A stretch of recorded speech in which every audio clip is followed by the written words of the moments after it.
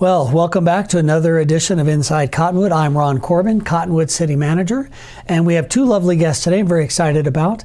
The first is Scott Ellis, our Community Development Director. Welcome, Scott. Thank you. And then we have Gary Davis, our Senior Planner for the City of Cottonwood. Welcome. Thanks, Ron. Today, we've got a very interesting topics, in my opinion, when it comes to managing a city. And one of the things that local government is responsible for is planning what the future is going to look like for the City of Cottonwood. And so that doesn't happen without the help of you two gentlemen inside the city. And so I want to talk about growth. I get a lot of emails, or a lot is probably an exaggeration, but I get a few emails, about 1 or 2 a week, that ask me, are we planning for growth? Are we planning for this? Or is it just, happen chance? And I'm fortunate enough to work with a great department, two great planners that help us plan on what our city is going to look like. It's purposeful, it is meaningful, and it is robust. And so when we talk about planning, one of the things that I learned when I got into city management versus my background was there's this document called the general plan. And it's more important than I realized early on in my career, and now it's a document that we use. So who wants to go first? Tell me, what is this general plan thing?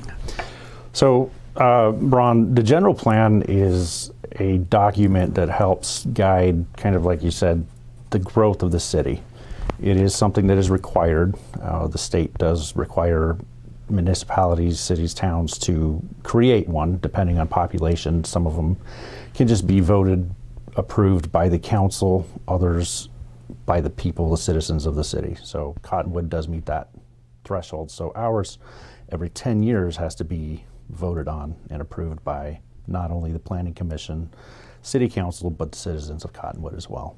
So this document is not just from the elected officials like our strategic plan and some other documents. This one goes to the vote. So Cottonwood residents who get to vote in Cottonwood get to determine whether they agree or disagree with the general plan. Correct. And to get to that stage, we try to get as much input as we can from citizens. We ask for volunteers for a steering committee. We ask for participation at public meetings, open houses. We'll be sending out a lot of information on that, how people can participate, where they can participate, what we're looking for, so we can get this next one going where it needs to be. All right. So, this general plan, important document for the city. Gary, what goes in a general plan? Like what does it? I know it helps guide us, our growth and what we're going to look like, but what are some parts of the general plan that the public might find interesting? Well, a general plan is kind of the general agreement between the citizens and the government on how the city should grow in the future. It's not a legislative document. It doesn't have zoning regulations or anything like that. That's what our zoning ordinance is for. This is a separate document guiding all that in the future. So it has very general things like the overall vision of what the city should be, where we should go, and then specific policies on, okay, on this type of thing, we want to do this and we want to do this. So it guides those legislative actions like the zoning ordinance and the zoning map in the future. It also sometimes contains some background information on the way things are right now, and supports the policies that go forward. But it's a steering committee of people that's set up to help guide what goes into that, especially in terms of the overall vision and the policies. So if I remember correctly, these policies are general, but they kind of tell you where, for instance, high density should be compared to rural areas of our city. I also remember parts about transportation and links and help guide our growth to make sure that we're doing that appropriate. Open space is a component of that. Any economic development in the general plan? Yeah, the general plan has a lot of different elements, not just land use, but it has an economic development element. It has a circulation element, which is all transportation.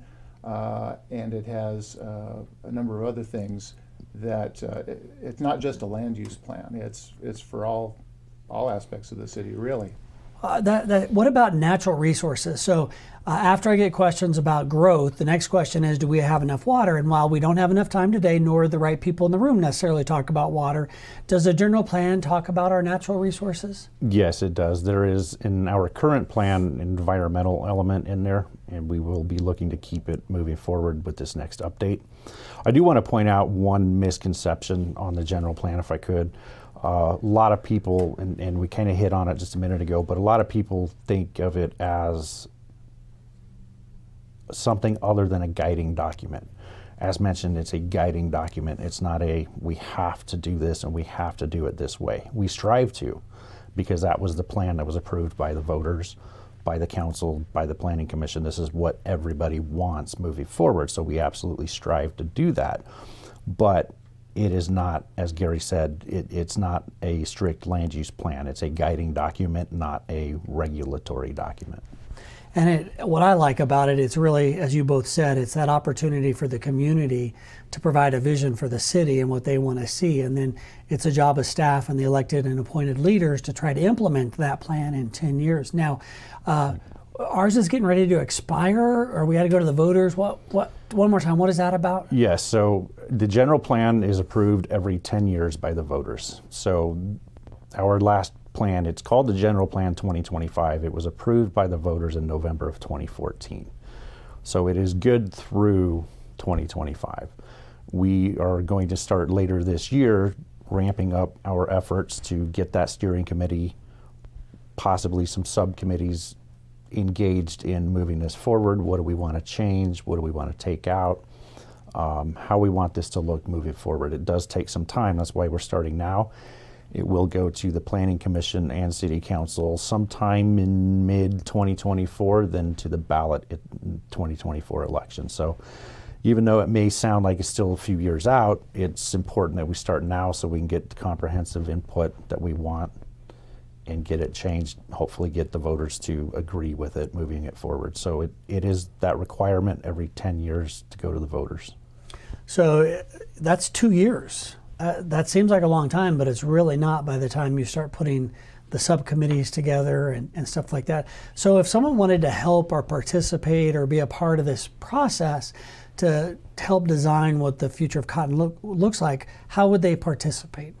The best way right now would be to contact our office, 928-634-5505.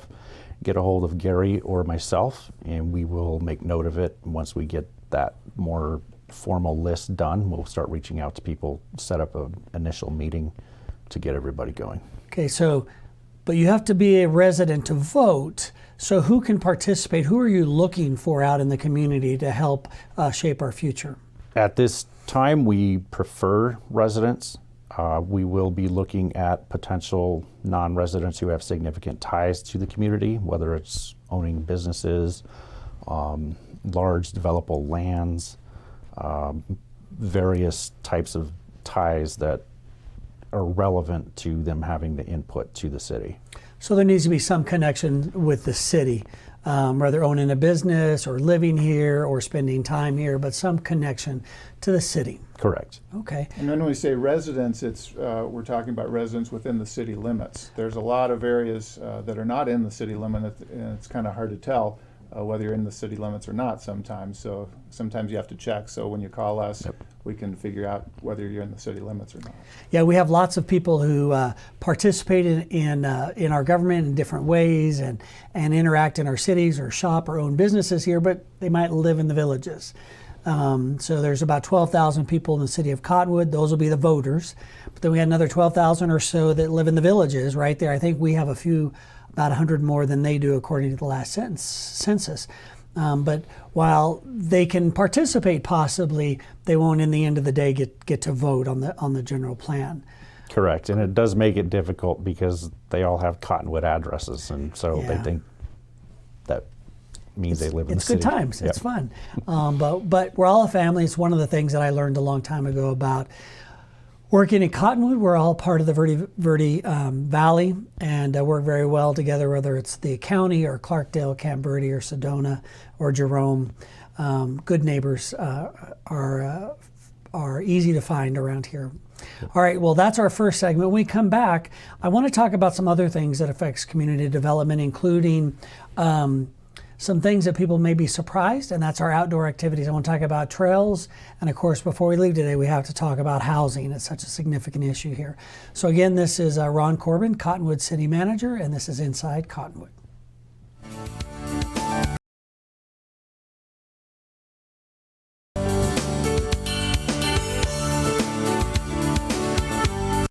There are people who struggle with addiction and homelessness. Sometimes it may feel like there is nothing we can do to help. But there is. You can make a tax-deductible donation and help those in need transition away from homelessness. When you give someone a handout, you could actually be supporting an addiction. A better life starts with better health, especially for those living in the streets. Support solutions, not addictions. You can make a difference. Visit cottonwoodcares.com. Need a ride to work in Sedona? Hop on the new Verde Shuttle at the Cottonwood Library and ride to all the major employers in Sedona for just $2. It's just that easy. Looking to get back to work? Sedona has jobs and the Verde Shuttle gets you there every 45 minutes. It's just that easy. Working late? The Verde Shuttle runs until 10:30 and offers a free after-hours shuttle in Cottonwood. It's just that easy. Check out verdeshuttle.com for details or ask Google Maps for transit directions. It's just that easy.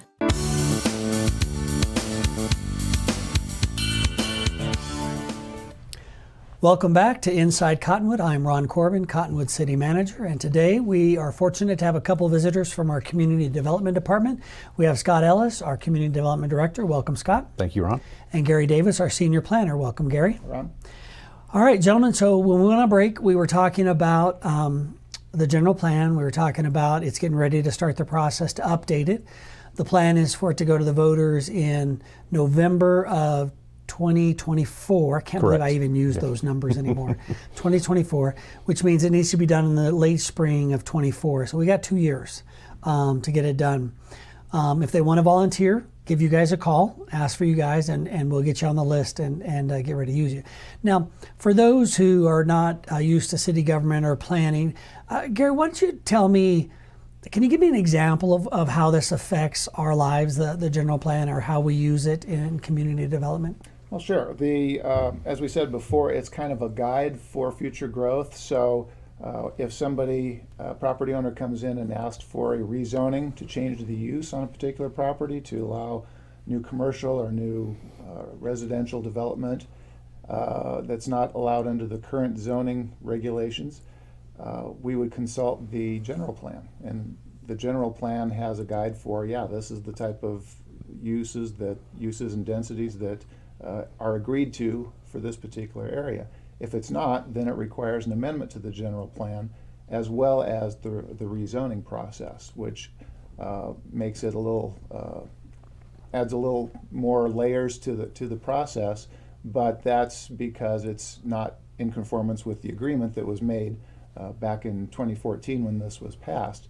There is a possibility to do amendments to the general plan every year, but generally it's every 10 years where the major update happens, and that's what we're just beginning the process of right now. Yeah, I've found it interesting in government that we create this 10-year document, and we think it'll be very similar at the end, because 10 years, that's a lot of forecasting, because you actually start the process about 12 years out. So I'm glad it's flexible enough to add for amendments and those kinds of things. So again, very interesting. If you want to volunteer, Scott, what's the number again?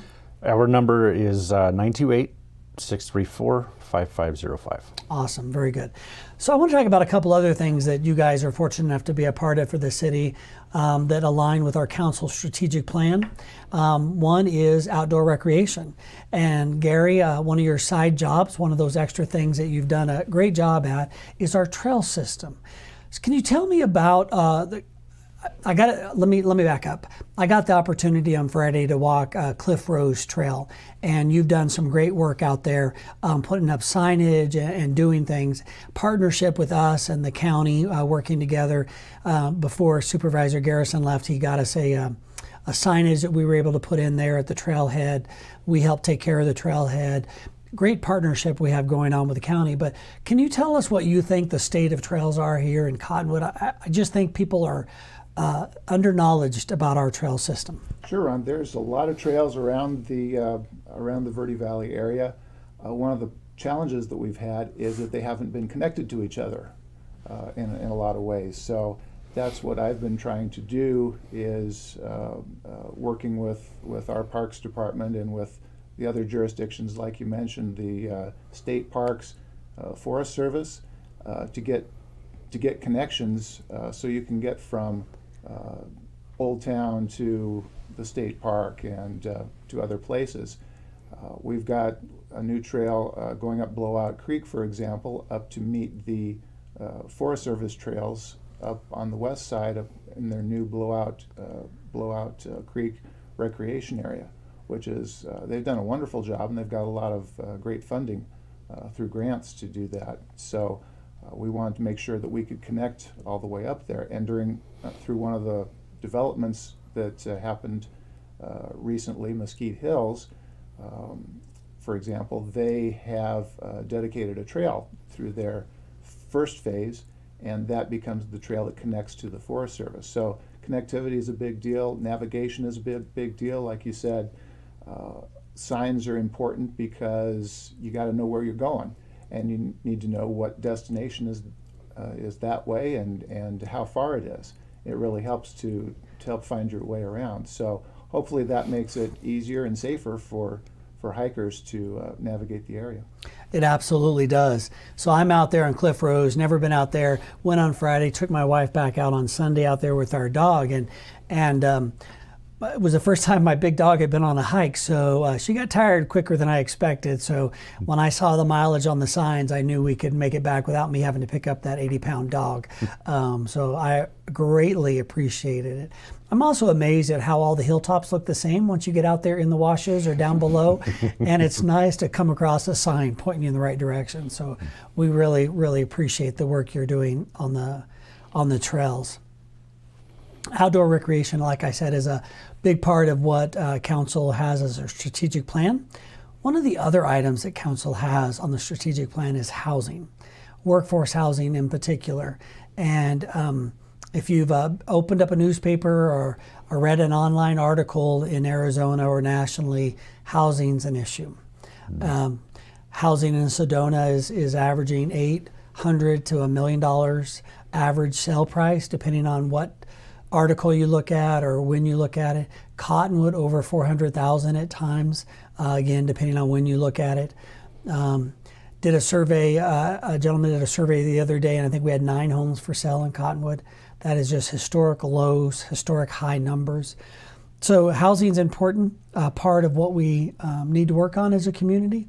So I want to talk about that. What if you who knows would be you guys, right? I mean, what do we have anything coming? Is there any relief in sight at all? Yes, Ron, there is. What some people might think is relief, others might not. But we do have several projects that have been approved that are either breaking ground, have broken ground, or are just about to get their building permits. One that I'm sure a lot of people have noticed is Inspiration, those apartments up on the bypass across from Candy Lane. 89A there. Across 89A, from correct. Okay. 192 units. Wow. So hopefully that will help. And they've broken ground? They've broken ground, they've graded, they're starting to get their utilities in, all that infrastructure so that they can start going vertical as soon as possible, hopefully get some buildings done. Thankfully, they are hoping to complete buildings, get people in there while they're still working on others, not just let them sit until they get it completely done. So hopefully they get people moved in as soon as they get buildings up. Well, the good news is that's probably, they need to make money. So the sooner they get the rooms open, the sooner they start collecting rent. But very excited about that. So that's apartments. Is that 1, 2 bedrooms? Do you remember what that's supposed to be? It's going to be a mixture. Okay. 1, 2, I don't remember if they have 3, but they will have a mixture of various options. Well, our housing showed hundreds of houses below. We were hundreds of houses units short currently. The projected growth was hundreds more, and so this 192 will just barely begin to make a dent. By the time you take in Sedona's deficiencies, Clarksdale's deficiencies. Now Camp Verde's making some headway with some of their growth projects over there, and then the county's deficit. Now, we are not to be the solution for everybody, but it's sure nice to have a few new apartments. When's the last time we had a good market rate, competitive apartment complex in Cottonwood? Has it been a few years? It's been quite a while. The closest one that we've had was the Highland Square complex that is on Mingus Avenue and Candy Lane, but that one is geared towards seniors. Okay. And so it's not really any Competitive. person kind of apartment complex, but it's been quite a while since we've had a new apartment complex come into town, especially one this large, providing this number of units. So before, we're almost time for break, so I'm gonna put our audience on hold to talk about a few other projects, which I'm very excited about. But one of the things that I get questions about is on housing is affordability and who the market is and those kinds of things. We don't really get to decide. You know, we don't have a lot of power to actually determine what they're going to charge unless, you know, we use tax dollars to supplement it. This is, of course, no supplement going to this project, so it'll be market rate. But one of the things that I try to explain to people, and maybe you guys have an opinion on this, is that the apartments will help our workers. You know, while there might be a few retirees that come to these apartments and those kinds of things, and there's no set target audience, our workers are having a hard time finding a place to live. And it's a circle. If our employees of our restaurants and our stores and our engineering and our hospital and the city can't find a place to live, then it affects the services to our community. And so it's a big circle. So while we can't, you know, keep out Californians or Phoenixes or Flagstaff folks, the more we have, hopefully the more opportunity we have for local employees. Do either one of you have a thought on how we target housing? Yeah, so as you mentioned, we can't control that market. I know a lot of people wish we could. Kind of same thing with the short-term rentals. A lot of people want us to block those, stop those. Unfortunately, we can't do anything about it. The state took that power away from us. HOAs maybe still can, but as a city, we can't do anything about it. The best way to get that more affordable housing is to find solutions with developers willing to make trade-offs, make different agreements that the city might be willing to go into, some incentives if that's even something both parties want to do. Otherwise, you're looking at, what the market can handle, which for some people is still too much. Right. It is unfortunate. But those numbers of available apartments will be increasing. And supply and demand is my thought. The more supply we have, the hopefully it'll help reduce demand and keep those prices manageable. All right, so we're going to go on a break, and when we come back, I want to hear about some other developments we have going on or getting ready to go north to go above ground. So again, this is Ron Corbin, Cottonwood City Manager, and this is Inside Cottonwood.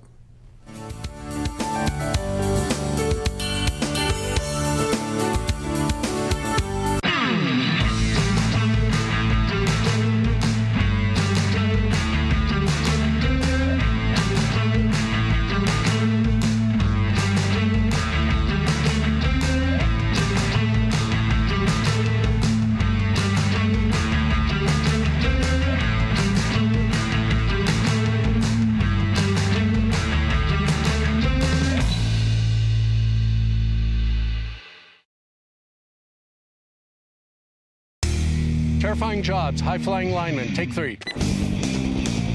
Josh, this is an absolutely terrifying job. Why do you do it? It's a very demanding job, but very rewarding and exciting.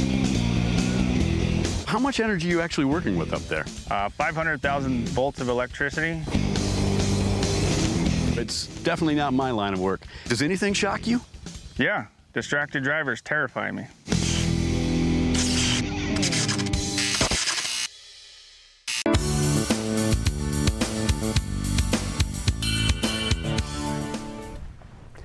welcome back to Inside Cottonwood. I am Ron Corbin, Cottonwood City Manager. And today's guests are from Community Development. We have Scott Ellis, our Community Development Director. Welcome back, Scott. Thank you. And Gary Davis, our Senior Planner. Welcome, sir. Thanks, Ron. All right, so we've talked about a couple of different things so far. We talked about the general plan, how to volunteer. And Scott, one more time, if you want to volunteer, what's the number?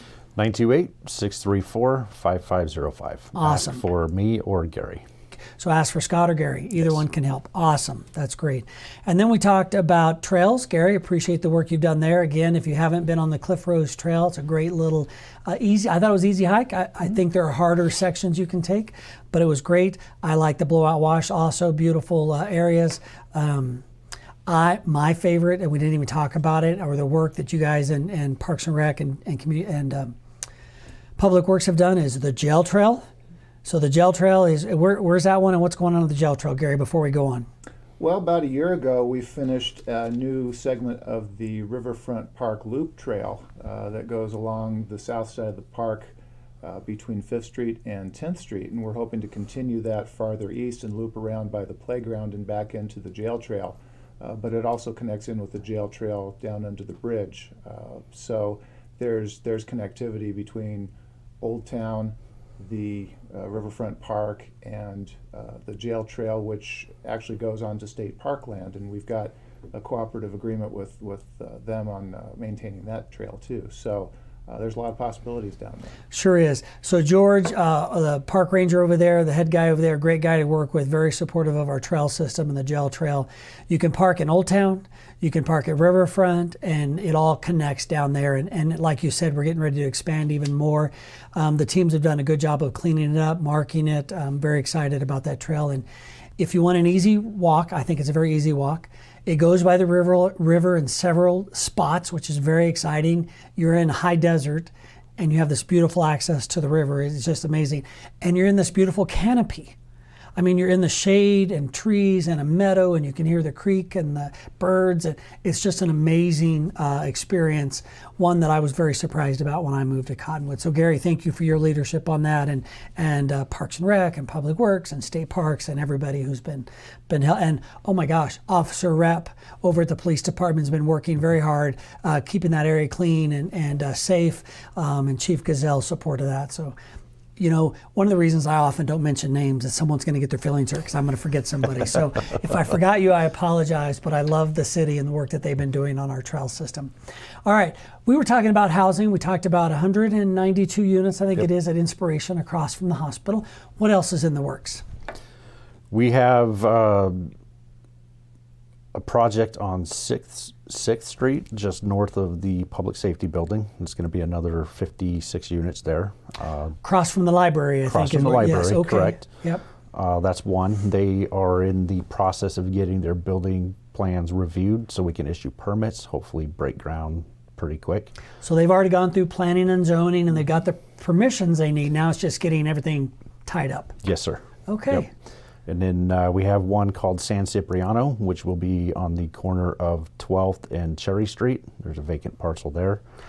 Okay, and how many is that about? 44. 44 units. Now that area has some apartments already. These seem like good places for high density. The library has our transit system there. Mm-hmm. The library there. There's a school there. These are great locations. They seem very appropriate. Yeah, these are infill projects that are hitting these areas where they fit very well. Oh, this is exciting. Now that's a lot of apartments. I mean, 300 easy, and my math isn't that good, but sounds like we have 300 in some been approved already and are waiting either for permits or construction. And those San Cipriano apartments are also being reviewed. Their plans are being reviewed, so those permits can be issued. So they're at that stage as well. They've got their planning zoning approval done. Okay. It's just getting their building permits so they can break ground and get those apartments up. Awesome. And then there's some like behind the post office near those other apartments? Right, there's some smaller infill projects going on too. There's a 20-unit project near the Mountain View Apartments that was just approved with a conditional use. No, it was a design review. It was already zoned for it. It just needed design review. That's 20 units, but there are a lot of other smaller infill possibilities around the city, and that's something that we've been trying to do in conjunction with the Planning and Zoning Commission and the City Council, is to approve some changes to our zoning ordinance that makes it easier to develop on smaller parcels, fourplexes, duplexes, things like that, where we still want to keep our standards for safety and for aesthetics, but there are some things that we can allow more flexibility on. And that's what we've been trying to zero in on and allow for more of that small infill. So not only do we have the bigger projects that we go for, but also some smaller projects can fill in on vacant lots as well.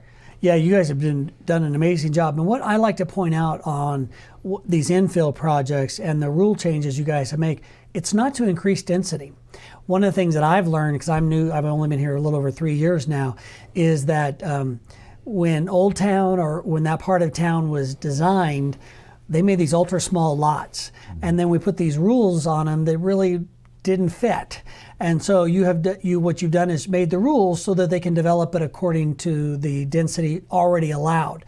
So it's kind of the density is set, but then the lots were too small or too oddly shaped, or things were weird about it, so they could never be developed. And you guys have worked, again, not to increase density, but to allow people to develop the property that they own down in Old Town. Is that a fair assumption? Yes. All right, so we're actually out of time. So we talked about apartments. There is one major housing. We have some in the works through the planning and others, but there's a big one that is dirt's being moved and sewers are being connected, I believe.